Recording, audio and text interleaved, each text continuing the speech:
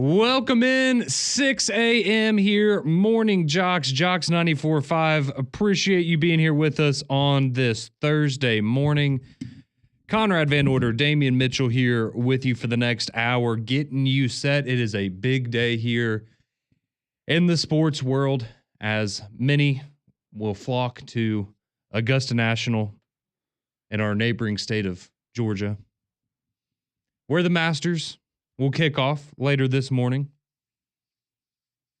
And for the next 4 days, we all talk about how much we love golf. We all get excited. We get fired up. We fall asleep in the middle of the day on our couch with it on in the background. Yeah, everybody becomes an expert. Hadn't heard many people talk about, the how John Rahm is doing early on to the beginning of the year. Well, we don't watch the live over here. That's what it is. Yeah. That's what it is. We don't support that. They squashed their beef, the PGA and live, right? I don't know who all is out there. I know Scotty Scheffler's in it. I know Rory McIlroy. Everybody's starting to say like Rory's due for one. Is he like the Kelvin Sampson of the Masters? Yeah, he's never won the Masters. This is the only major he's never won. Do you think that's psychological? Like, do you think Yes. that like it completely like he overdoes it when it comes to the green jacket? 100%. Yeah, Dang, because at this point in his career, that's the one. That's it. That's all that he has left to win for a career Grand Slam. And yeah, I definitely think that as the years goes on, it probably gets more and more difficult because it's like, why is it that one tournament that I can't win? Does he go in like the GOAT conversation if he does get the Masters? No, not in like the Tiger. Okay, he has Jack. He has to win multiple. Not in that category. No. I don't. He's got to put up Tom Brady numbers for the rest of his career, essentially. Yeah, and the reality is like it'll probably be a very long time before somebody comes along and challenges Tiger or Jack or any of those other legends for that kind of status. But no, I think Roy, it would certainly boost his legacy. But he's had an incredible career. I remember I went and looked up, because golfers make a lot of money. Obviously we know that. And, and Tiger Woods clearly has done quite well for himself. But I remember, I think it might've been this time last year. And I was just curious. I was like, man, how much money has Rory McIlroy made in his career? And he's worth like $200 million. Excuse me? Yeah, it's not like he's got like $30 million in the bank. No, he's worth like $200 million. Oh, okay. So he's winning off the course. I know that. Yeah, correct. Breaded. Okay. He is doing all right, but does he still hate live? Probably. Yeah. Okay. I would think so. That stain is just going to be there forever. Well, and that's one of those things where we can talk about, how much money he's worth, and then John Rahm, who you brought up earlier. He's in like a $500 million contract with Live Golf. So right.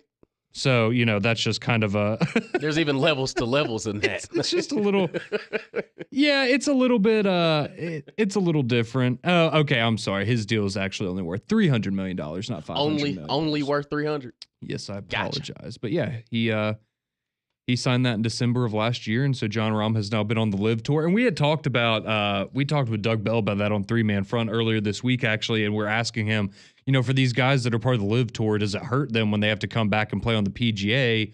Because the formatting's different and the competition level, it's still a high level of competition, but it's a little different. And so he said that, yeah, maybe some of the Live golfers not quite as Masters ready maybe as some of the PGA guys, if that's something you want to care about. But John Rahm's an excellent golfer as well. But with all that being said, the Masters is going to kick off here in about 35 minutes. You'll have Davis Riley and Patton Kazir will be your first pair to tee off. They're at 6:40 a.m. over there in Augusta. But yeah, and then we will trickle on through up until 1:45 for the first round, or 12:45. That'll be the last tee time for today. But John Rahm, he's going to tee off around 12:34. Let's see, Rory is going off at about 12:15. Okay. Later today, Xander Schauffele and Victor Hovland, they will be teeing off around noon.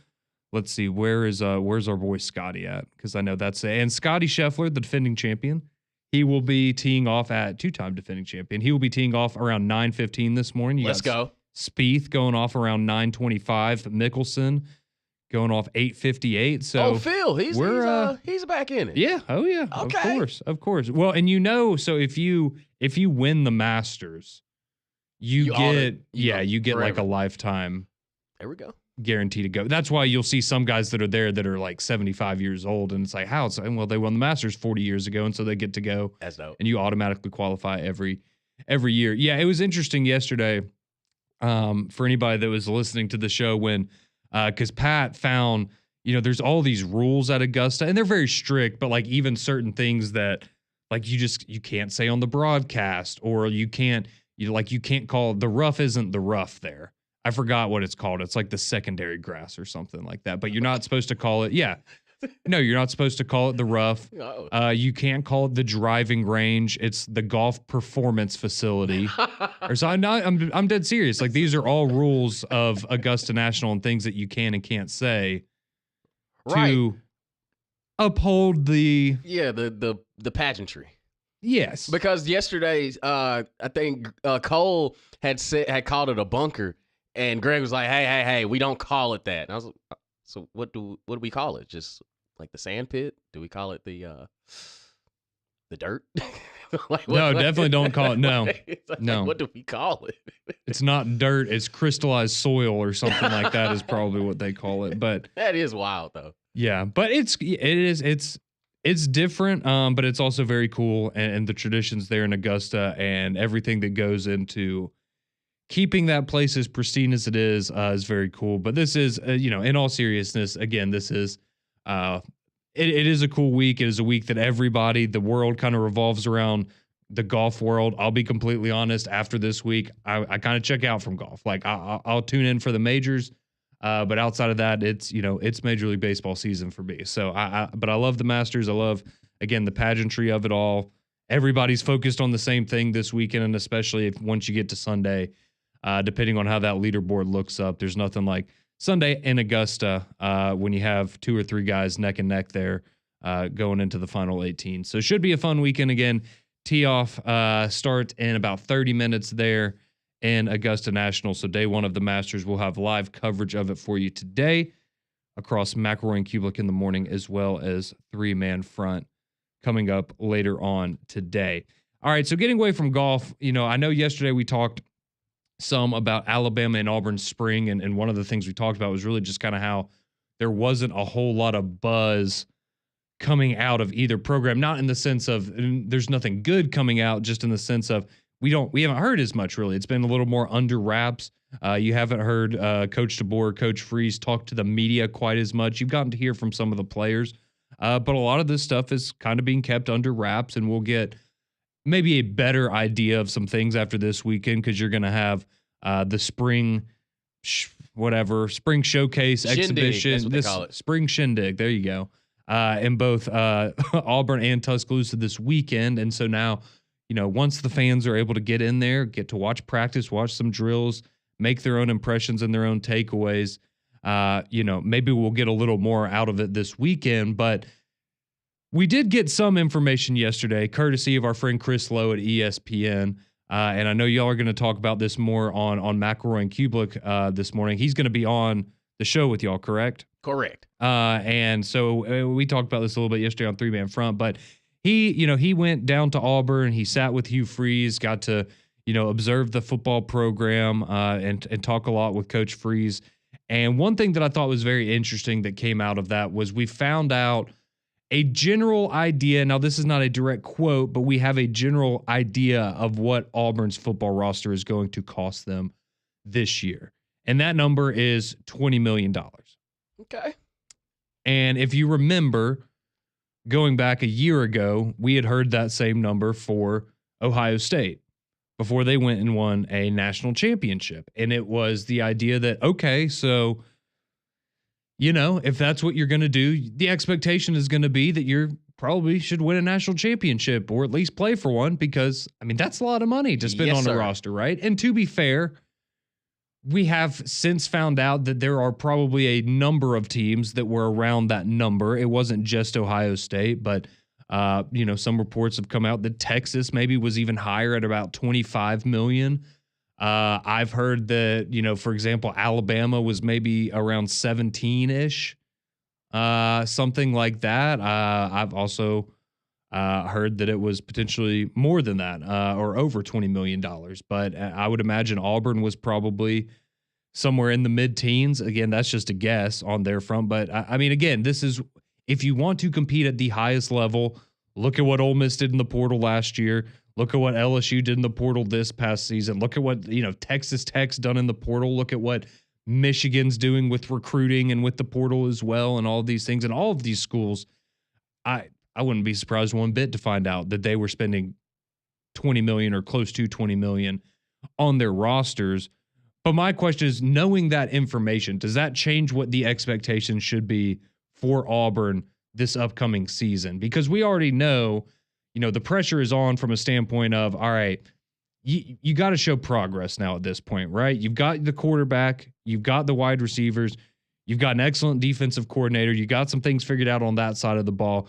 You've been there for multiple years now. There's no more, I'm still dealing with Harson's guy. No, this is it, right? This is the moment, if you're Hugh Freeze, to prove to Auburn that you deserve to continue to be employed there and you are the right guy to get this program back to the level of competing for national championships. So when you hear that number, Damian, does it change how you view Auburn this upcoming year, either from the standpoint of, if they're spending that much money, then maybe they have even more talent than I thought, or even just, in the sense of what the expectation should be for this Auburn team if they are spending that much money on their players? It already felt like it was a make or break year for year 3 and for Hugh Freeze on the Plains. And knowing you're making this level of commitment is proving that, okay, we're not accepting what happened the past 2 years. And again, you look at the transfer portal and getting Jackson Arnold, getting Eric Singleton, the receiver from Georgia Tech. And now you're saying, okay, you've seen what they've been able to do in recruiting. You've seen what they've been able to do when it's clicking. And again, me and you, we sat here for 2 years trying to explain to people like, hey, if Peyton Thorne is the best quarterback you have on your roster, then there's going to be some things you're just going to have to accept. And I think now with Jackson Arnold coming in, the receiving core is another year older. They still got everything the same as far as offensive design and play calling. No Jarquez Hunter, which, even last year you feel like you still didn't give him the ball enough. So I look at Auburn in this season and knowing that they're spending a good amount of money, that they even understand within the program, like this has got to be it. And I think when you look at just the SEC as a whole, everything is starting to change because you look at, you look across the state in Alabama, no more Jalen Milroe, who's going to be the quarterback. You got some pieces on the defensive side that are returning. So even just within the own state, you feel the pressure. You look at Florida now that DJ Lagway's the quarterback. Do they feel as though that they're in the competition? What is Georgia going to look like? There's so many question marks around the SEC that this year, at least going into it, you have to have a sense of cautious optimism because it's, okay, well, now what are we going to look like with somebody in Jackson Arnold who, again, in Oklahoma, he showed glimpses of, okay, he can get it done. It's just now there's no room for error. And if you're going and shelling out all that kind of money, you're expecting, okay, we are going at least bowling. That is almost the bare minimum. Can we make it to a bowl game? Can we finish above 500 with all the talent that you have? It has to translate to the football field. The margin for error is pretty much slim to none.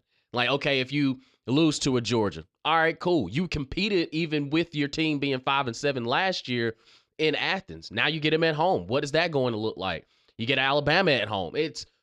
You can't afford those losses to the Vanderbilts of the world. You can't afford an Arkansas defeat. Like now it's better not lose to Baylor to start the season. Right. Like it's the margin for error for Auburn is it's pretty much slim to none. Like you're going to have to show signs of improvement or you're going to have to look within the program of what else can we possibly do to figure this thing out. Because, again, you got mad at Harsin because he wasn't recruiting. Well, Hugh Freeze has been recruiting for 2 years and has done well, but it hasn't necessarily transferred over into wins. So now in year 3, it has to work. And I know that's a lot of, that makes it the expectations a little bit higher, but it has to work. If you're shelling out this kind of money and you still go 5-7, you're barely scratching 6 wins, you're like, okay, so what are we spending money on? Like, are we just not good at scouting? Are we not good at, offense, defense development? Like, something has to give in year 3, and it's make or break for everybody.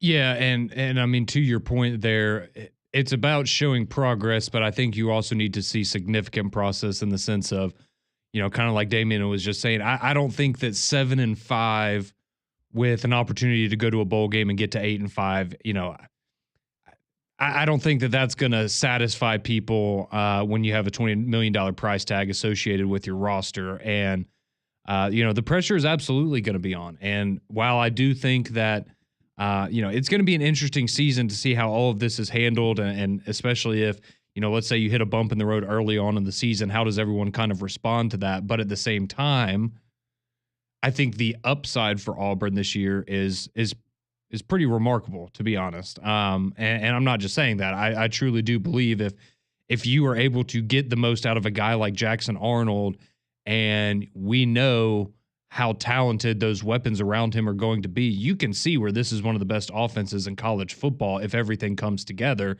We know what DJ Durkin was able to do defensively last year, and a lot of those guys are coming back, and a lot of them were young guys last year that now have a year of experience under their belt. There's no reason to I absolutely think you should be optimistic if you're an Auburn fan. But I think we also know that there are a lot of questions that do remain unanswered, not only at the quarterback spot, but I go back to last year where, yes, as bad as Peyton Thorne was at times, as rough as it was when Hank Brown was in there, the play calling and decision making by the coaching staff in game is also something that is going to have to improve, because there are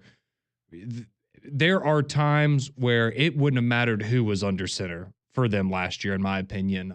You can't fix bad coaching at times, and that is something that Hugh Freeze and his staff are they have to improve as much as the other players have to improve. And if you get both of those things, then I think we could see a really special season for Auburn football. But a lot of that remains to be seen, and hopefully we get a little bit closer to figuring that out this weekend when they have their A-Day festivities. Their spring, what'd you say? Spring shindig. Spring shindig. Yeah, down there on the plains of Auburn, but they'll also have one going on in Tuscaloosa, Alabama as well. So when we come back here on the other side, we've got a few other news and notes about Auburn football and their quarterback Jackson Arnold. A particular invitation he received. Is it bad that if he doesn't accept this invitation? We'll tell you what that was, as well as get a little bit of transfer portal news from the Alabama Crimson Tide. That's all coming up here on the other side. JOX 94.5.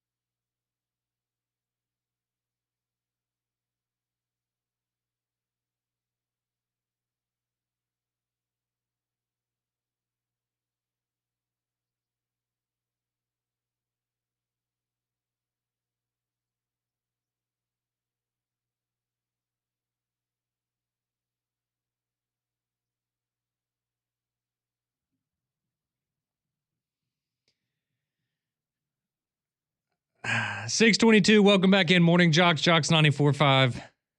Conrad and Damien here What is it, Conrad? with you. I just was not expecting you to play this song coming back from... It's a banger, ain't it? It's not bad. Exactly. It's not bad. Exactly. It's one of those things that, wow, they play it a lot. Uh-huh. But when I hear it, I'm not going to necessarily skip it. No, I know. It's definitely getting into the overplayed category, but no, I mean, it's fine. It's a banger. Listen, if I'm out somewhere, I've had a couple of drinks and this song came on, I'm not going to be mad about it. Right, exactly. Am I listening to it in the car on my way home from work? No. But if I'm at the Pink Pony Club, then put it on. All right, getting back to some some spring football stuff here. Talking about the Auburn Tigers, the cost of their reportedly the cost of their roster for this upcoming season. Some other notes and things to get to real quick. But quickly, I did want to give a shout out last night. Again, back-to-back days. I'm sorry, everybody. Got to bring up the NBA. But shout out to Luka Doncic last night. Returned to Dallas for the first time since that blockbuster trade a couple of months ago, and he absolutely had a field day. All he did was go for 45 points, 8 rebounds, 6 assists last night against his former team, 16 to 28 from the floor, 7 of 10 from three-point range, and all of that after a very emotional welcome back video that they played for him before there at the arena. He was crying. Everyone was crying. It was sad. It was emotional. Matt McLaren was pissed off. And all Luka did was go out there and remind everyone why Nico Harrison is maybe the worst general manager in NBA right now. And something tells me he's not going to be there for very long. I've never seen fans revolt, man, like at this level. And that's the thing too. Like, you saw the emotion on Luka's face. Like, in his mind, he was going to be a Dallas Maverick. He wasn't going anywhere. Nowhere. No. You saw it. And then he turned up when game time came on. He's like, hey, let me remind y'all what y'all gave up. And it wasn't like he left on his own in free agency and Dallas didn't give him a contract. No, you traded him away. Yep. You let him go. You pushed him out the door. And when he comes back, it's like all these things, all the memories he has there in the arena, it's like, man, I really thought I was going to live the rest of my life here. And again, to be 25 years old, getting set for probably one of the biggest super maxes we were ever going to see. And then you ship him off to LA. And he's like, okay, I get to play with LeBron James. Okay, well, I guess it could be worse. But yes, your organization sent him away. And you saw it last night when he got back, like, man, I got to do what I got to do. I still got a job to do. And like you said, I think he drops 45 on his old team. Yeah, he was, big night for Luka. On the other side of things, quickly, Anthony Davis, he had 13 points and 11 rebounds. So, hey, a double-double. Yeah, it's a double-double, but I'm sure that the Mavericks fans would rather have the other guy back, but that's just my opinion. So, yeah, just wanted to give a quick shout out there. That was a big thing in sports last night, and it was a pretty entertaining game. I watched a good bit of it. But it was cool just to see Luka go back and get his revenge on the Dallas Mavericks for that just horrible decision. All right, but getting back to some of the college football talk, particularly with Auburn, one thing that we did find out yesterday as well was about Jackson Arnold, the new Auburn quarterback, and how he had been invited to the Manning Passing Academy, and he has decided to turn down the invitation because he doesn't want to be pulled away from Auburn. He wants to take this extra time to continue to work with his wide receivers and some of the other offensive weapons and continue to work on that chemistry before the start of the season. And I saw some people, and I know Paul was having a field day with it yesterday too, but I saw a lot of people being incredibly critical of this. And while I understand the concern that some people have, especially for, you got to remember this situation at Auburn, it's like, we need you to be the right guy at quarterback. So we want you to take full advantage of every opportunity that you have to develop and be better. So I understand from that standpoint where some people maybe wanted to see him back at the Manning Passing Academy. I will say this, though, and I think a lot of people maybe don't realize this or forgot this. He was there last year. So, and again, I'm not saying you can't go multiple times or it's not beneficial to go multiple years, but it's not like he is passing up this experience because, well, he didn't get invited last year, and so now this year that he's getting invited, he's just going to turn it down. Like he did this last year. He's gone through it. He was one of the quarterbacks last year. If you go back and look at, you go back and look at, the reports that were coming out of the passing academy of, who are some quarterbacks turning heads? He was one of those guys. Again, I understand why some people are upset about it, but I don't think it's that big of a deal, especially when he attended last year. And now you want to continue to work and build that chemistry with your wide receivers. And I know you've had some time to do that, and you're going to have, about 4 or 5 more months to do that before the start of the regular season. But personally, I do not think that's a big deal. I don't know if you, feel the same type of way, Damian, or if you think that's a big no-no or a big sign of concern that people should have for Jackson Arnold. But I just don't think it's as big of a deal as some people were making it out to be, especially when you realize that he went last year. Not at all. And like you said, he went last year, and again, he's in a new spot. He needs as many reps as you can possibly get with this talented receiving core. So yeah, like anytime we get a chance to go out there and toss it around, get some timing down and stuff like that. Yeah, ain't nobody mad at you, man. To me, I'm with you. It's not that big of a deal. It's okay. So what didn't he do last year that's gonna, shock the world this year? Like I don't necessarily think he's going to hinder himself as a quarterback when he's trading up. I understand you want to learn from Peyton, Eli, have a good time, hang out with the fellas, but he's also getting work with the people he's actually going to play with. So yes, you need as many reps as you could possibly get. Ain't nobody gonna be mad at you on my side of that. It's like, nah, we need these reps. Let's go get it. I'm right there with you. And then wrapping up here, we did find out as well, Hugh Freeze, again, talking with Chris Lowe, and talking about some of the maybe positions of need once the spring transfer portal opens up. So some areas you could see Auburn try to address here in the next couple of weeks. He said he's looking at the middle of the defense, interior linemen, inside linebackers, and safeties. So that's kind of giving you an idea of where Auburn might be looking once the portal reopens here after spring practice is all said and done. So again, reminder, those A-Day spring shindig, as Damian tells me it's called now, going on this weekend there on the plains of Auburn as well as in Tuscaloosa, Alabama. So when we come back here, we will get to your phone calls, Melvin. We see you online. Appreciate you hanging on. We'll get to your phone calls, get to some of your texts. We also have some news coming out of the transfer portal for basketball as it involves the Alabama Crimson Tide. You tell you who it was and what is going to happen, what the impact might be when we return here on Morning JOX and JOX 94.5.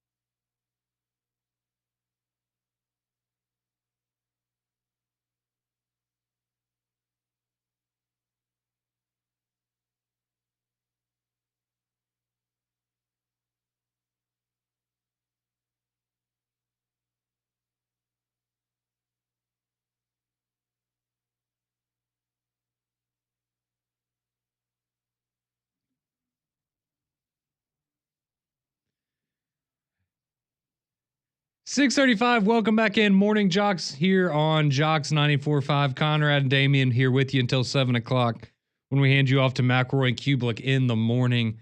Man, this is probably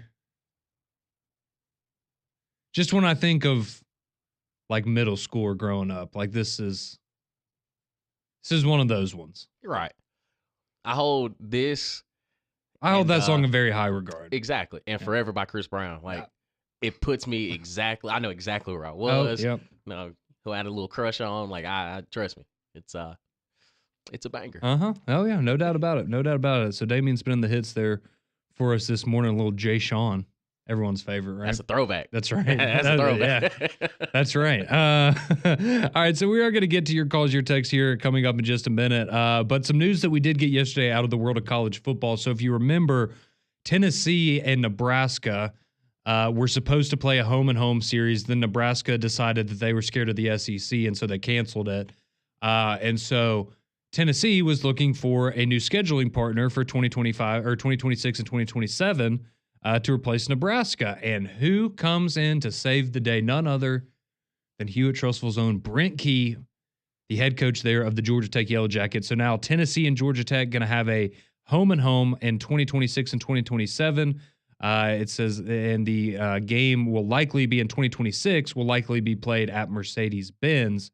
So very cool there for Georgia Tech and Tennessee. And Damian would be excited about it, but he doesn't root for Tennessee anymore. So they're still one of my 15 teams. They're still one of your 50. Okay. Yeah, they are. Well, we're still trying to. Maybe tomorrow we'll get back a little into that. We'll open it up for some people to chime back in with their pitches for Damian fandom. So we'll see. Maybe we can get back to that tomorrow because there are a lot of people that really want you to root for their teams. I know. Or they just want you to root for one particular team that they don't like, but they think it would be funny if you have to root for them. There's understandable. A little bit of that as well. But I did mention before the break, we do have some transfer portal news in the basketball realm as it relates to Alabama, and that would be Jaron Stevenson, who entered his name into the transfer portal yesterday afternoon. Not a massive surprise there for me necessarily. I don't think anybody should be surprised that immediately the two teams that I guess kind of come to mind would be North Carolina and North Carolina State. He is from there. It came down to Alabama and North Carolina when he was coming out of high school.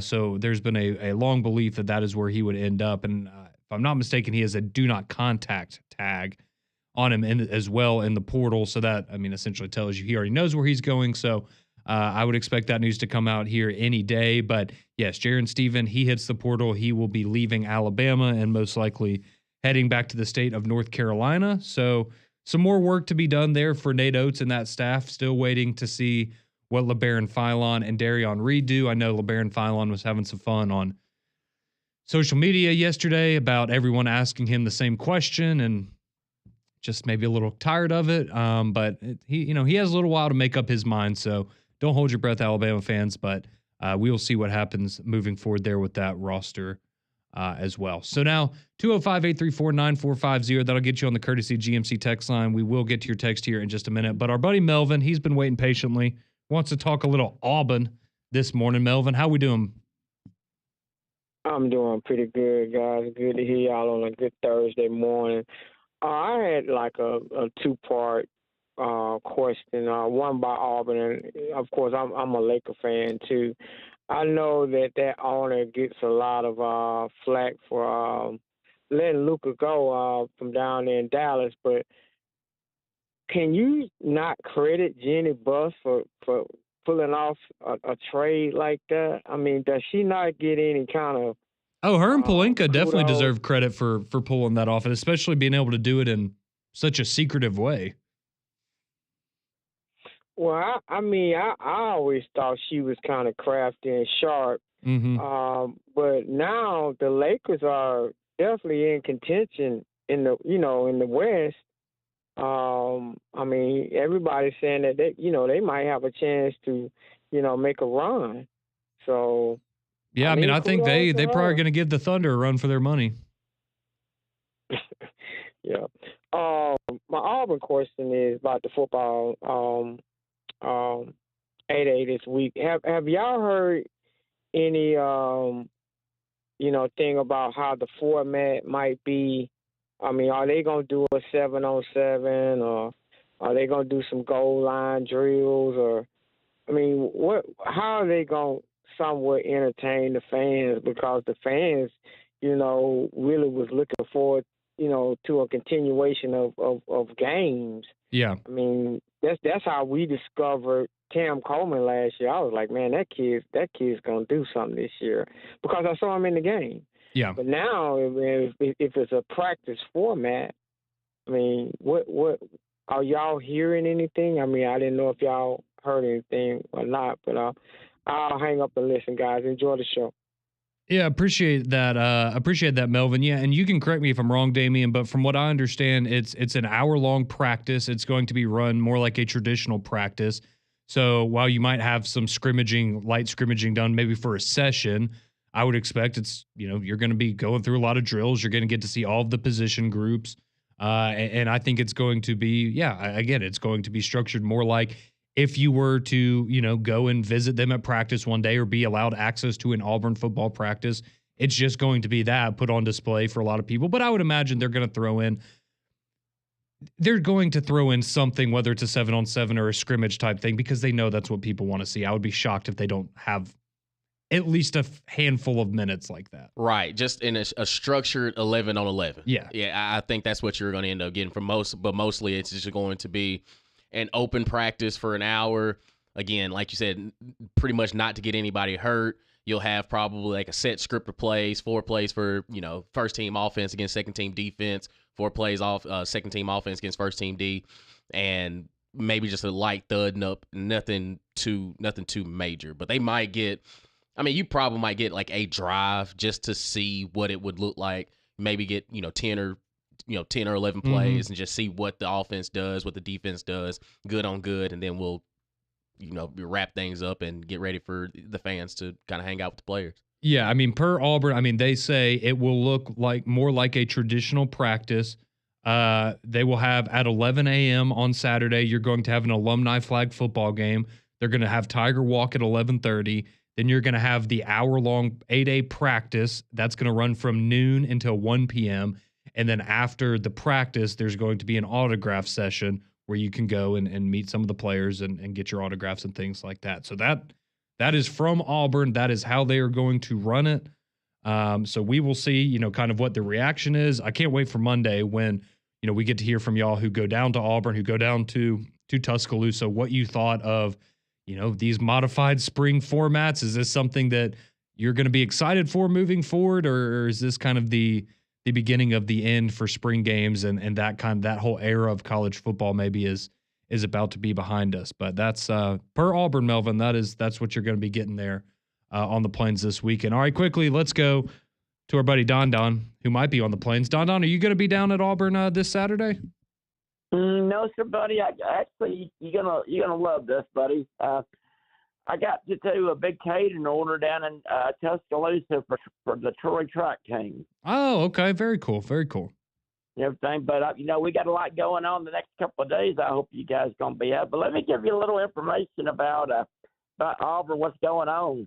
It's not a given that Jackson Arnold's going to be our starting quarterback, guys. Deuce Knight is having an unbelievable spring.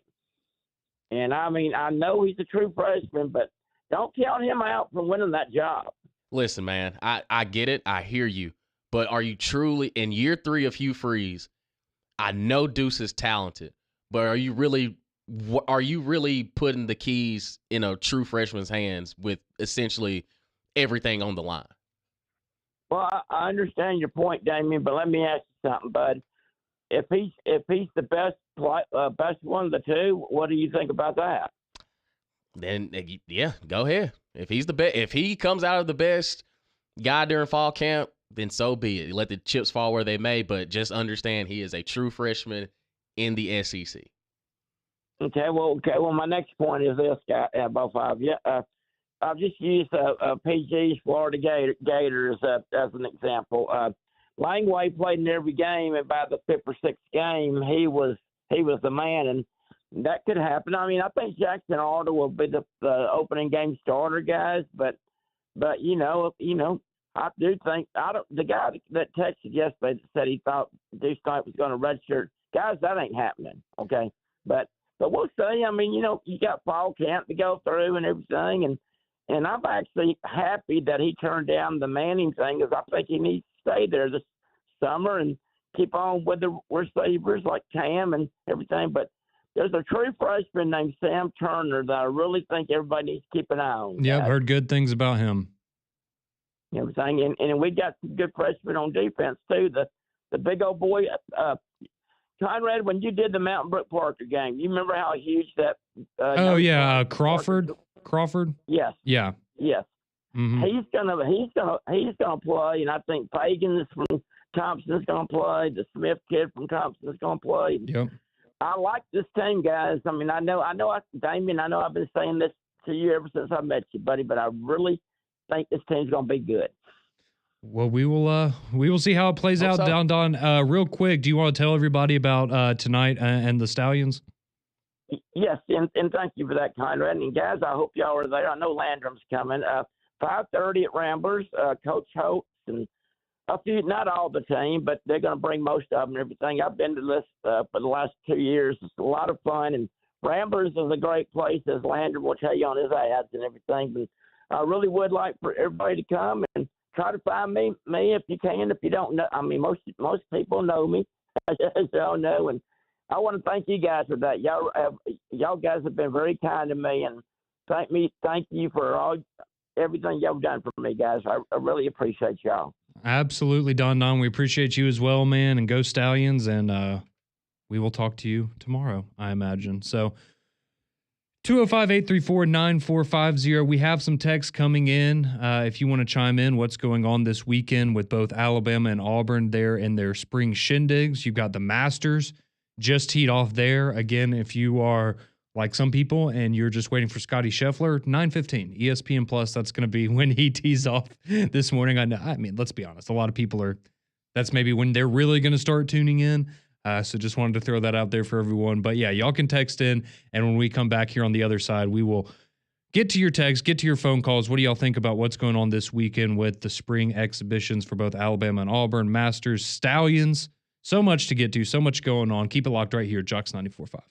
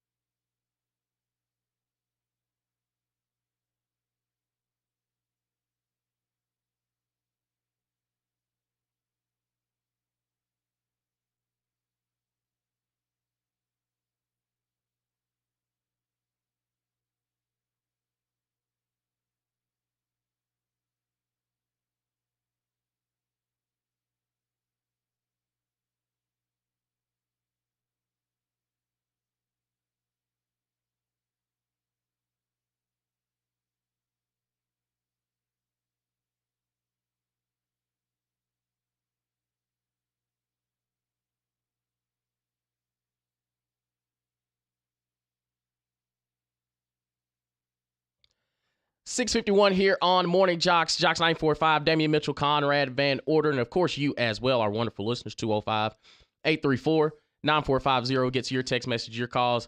Well, let me tell you about our friends at Blue Chew. By now, you know Blue Chew is an online service that delivers the same active ingredients as Viagra, Cialis, Levitra in chewable form and at a fraction of the cost. It's an online prescription service, so you don't got to worry about going to the doctor. No awkward conversations, no waiting in line at the pharmacy. It ships right to your door. And a lot of y'all have been hitting me up. It's like, hey, man, how do we get that offer? It's a free offer.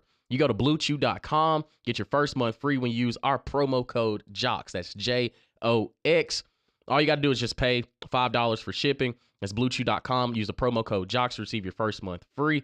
And listen, turn oh no into oh yes. We know working out is important. You just need, you need an extra boost for performance sometimes in the bedroom too. That's Blue Chew. It's chewable tablets. And again, gets you in the mood to do what you got to do. And remember, just chew it and do it. All right, 205-834-9450. That'll get you on the courtesy GMC text line. Going to read your text here to close out the show. So Jamie, he chimes in. He says, man, Jalen Milroe just catching strays this morning. He says, whatever they paid Jalen Milroe, Alabama overpaid him. I hope we never pay somebody again to play quarterback that's that inept at reading a defense. Wow. That's just catching strays. Then he adds, outside of beating Nick Saban twice, what has Hugh Freeze ever done? It's fair. To be fair, not a ton of people that have beaten Nick Saban twice. No. But yes, that is a fair argument, I would say, Jamie. Let's see. Someone else texting. He says, you guys are exactly right. Auburn fans were cautiously optimistic in 2020, 2021, 2022, 2023, 2024. So Freeze has got to prove what kind of an in-game manager he is this year. Let's see. Joseph texting says, which of these quarterbacks will have the best season in your opinion? Jackson Arnold, Ty Simpson, Gunnar Stockton, or Austin Simmons? I think if we're just talking statistically, I'd probably go Austin Simmons there. Yeah, the offense is geared. I mean, he's got Lane Kiffin calling plays. I'd probably go with him. He looked pretty good. Let's see. John Mack texted in. He says, good morning, boys. Yay, Alabama. All right, see, John Mack, this is what, that's all you got to do, man. That's all you got to do. Appreciate you, John Mack. Glad you're listening. Let's see. Alan texts in. He says, what do we have to do to get an extra hour of Morning Jocks? Do y'all want to start coming in an hour early? You got to talk to our boss about that. We'll have our people get in touch with your people, Alan. Let's see. Someone says, sweet. Now I have 20 million reasons to root for Auburn this year. WDE. There we go. War Eagle. Let's... Thank you, Houston. I appreciate you texting in. He says Conrad and Damien are the GOAT, and he said something not so nice about someone else. I'm not going to read that, though. Let's see. Someone says, why Don always be saying everything? He does. He gets through a lot. Let's see. Kyle says, if Don's right, I'm going to be pissed that Auburn paid all that money for Jackson Arnold to sit on the bench. That's another fair point. I think that's also fair. Let's see. Appreciate you guys. We got some more people just saying they wish we had more time here on the show. Appreciate all of the kind words. And somebody asked, what is Alabama doing for their spring game? So it's going to be kind of similar to Auburn. And so it's a 90-minute practice session as opposed to just the 60-minute one you're going to get for Auburn. But Kalen DeBoer said it's going to be somewhat similar to last year, but you're going to be getting a lot of drills, a lot of individual drills, a lot of position drills, but you are going to get a little bit of that, scheduled 11-on-11 as well. But that does it for us. McElroy and Kublik in the morning. Those guys are next.